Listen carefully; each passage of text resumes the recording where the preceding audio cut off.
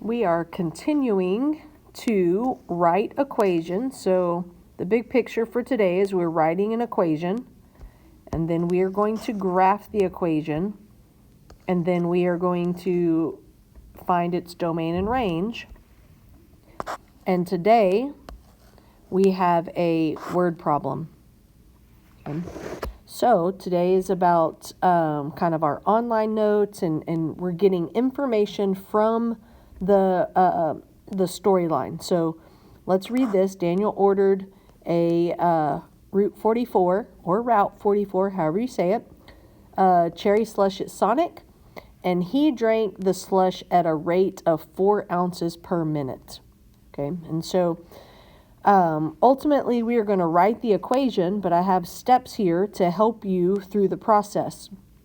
So we've talked all along about the y-intercept, or the b value, being the easiest thing to pick out and to begin with. Another word for begin is initial value, and we're going to drag and drop. And so initially Daniel began his slushy with 44 ounces. Okay, so you're dragging and dropping, and you should be dropping a 44 in there. Okay, then the remainder of the information, I'll highlight it. The remainder of the information is really secretly kind of a slope. It is a slope, all right? And so we're going to drag and drop this this phrase right here. Now I'm giving you a sneak peek here. We have an x-axis for minutes, and on our y-axis it's ounces. And we learned in science a lot that time is usually the x-axis or the independent variable. So slope is rise, which means we are changing y values when we rise. And so we are going to drag this 4 ounces, and we are going to drop it right there in the top box. Okay.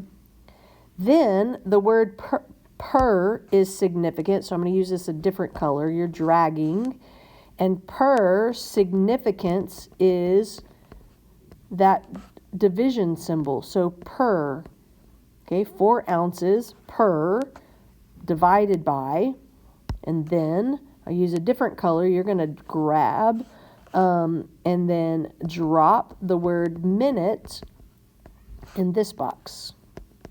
Okay, so it's kind of messy, but it's kind of what I came up with, 4 ounces. Okay, so you have now taken the words and put them into slope format. And so now this right here is taking these words and getting it into a number format that we can use. And then we want to go back up to the problem, and he is drinking this slush at a rate of 4 ounces. So as we start filling in the numbers for our slope, we need to make sure that we get this word drink as a subtraction sign. Okay, liquid is leaving the cup.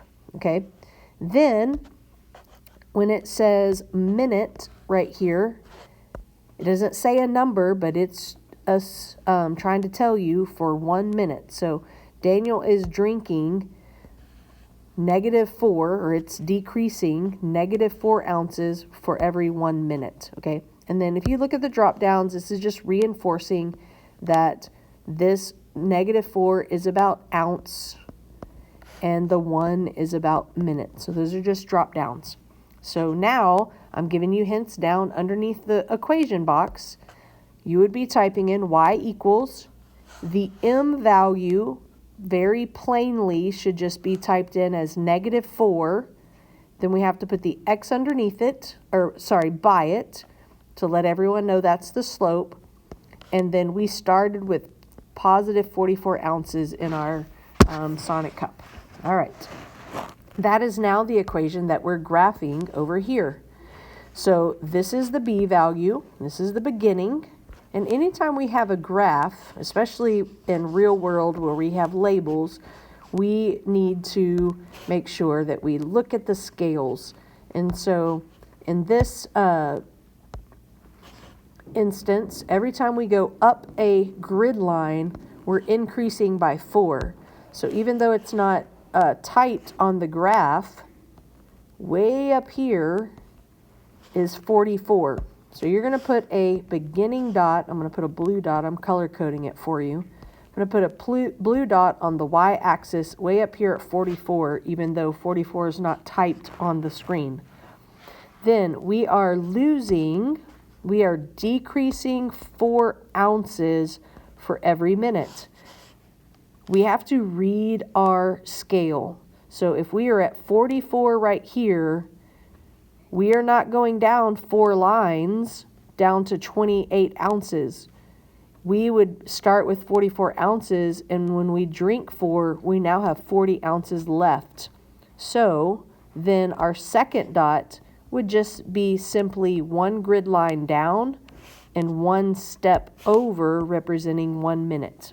Okay, and then what happens is automatically when you put those 2 dots, automatically it already fills in the line, and it goes something like that. Okay. Now, let's talk about domain and range. Domain is the X values, and so I'm looking where this graph starts. So here on the left, it starts right here, but then I trace down to the x-axis and get 0 as my beginning value of this domain. Okay. Then I have to come over and figure out where this graph ends. And in this case, even though the line continues below this x-axis, the cup is empty. There's no liquid left right there, and that's covering up the number 11. And then I will tell you this, that on real-world scenarios, like 99.9% of the time, it's going to be equal to. Okay. The cup starts with exactly 44 ounces, and we can get all the way down to exactly 0 ounces. Okay.